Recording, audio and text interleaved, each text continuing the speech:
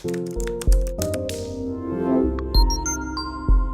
guys, let's talk about application ID and API keys. Every single application in Backendless has its own ID, and you can easily find it right on the main dashboard right here where it says application ID. You will see this long number.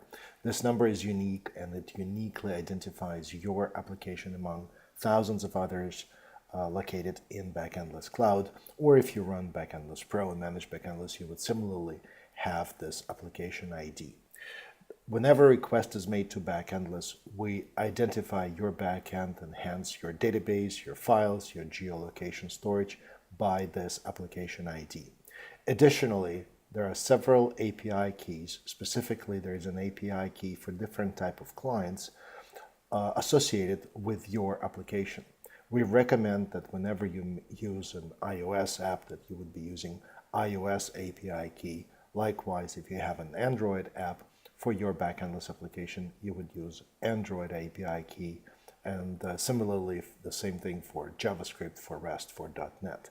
You can find all these API keys as well as your application ID, as I said, on the main dashboard, or if you go to the Manage screen and look in the section called API keys, all of these keys and application ID are available right here. You can copy these values by clicking the Copy to Clipboard icon, and it copies to the clipboard. For the API keys, they can actually be regenerated by using this regenerate key icon.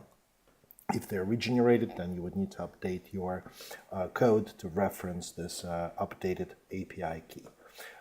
You would use these application ID and API key if you use our SDK only once, and specifically if we switch to the documentation, and this is the SDK for iOS, and in the client setup section, you will see that there is a section that shows you how to initialize your SDK with application ID and API key. This is a sample for SDK for iOS.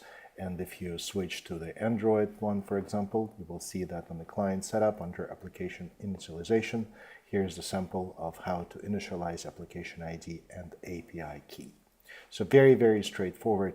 There may be a question on how secure these should be. The short answer is they're not meant to be super secure, but to get a further explanation on security of your app, just use Backendless Navigator and search for security-related topics.